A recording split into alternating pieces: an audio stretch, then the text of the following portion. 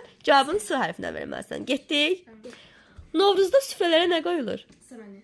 Yaxşı, bunu bildin. Sənin adın nədir? Səbinə. Səbinə. Yaxşı. Sənin neçə yaşın var? 8. 8 o. Böyüyəndə nə olmaq istəyirsən? Satıcı. Satıcı. Yaxşı. Onda müştərilərə nə satarsan? Saqqız. Saqqız. Saqqızı neçəyə verərsən onlara? 8 manat. 800 manat. o. Yaxşı, bəs müştərilərlə necə davranarsan? Səmimi.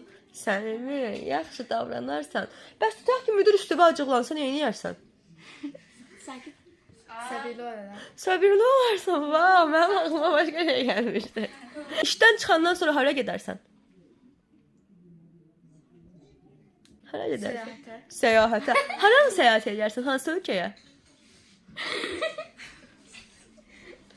Sumqayıt. Sumqayıtda. Yaxşı. Sumqayıtda kim qalır? Satqın. Satqın. Satqın sənin nəyini satıb? Uduzursan.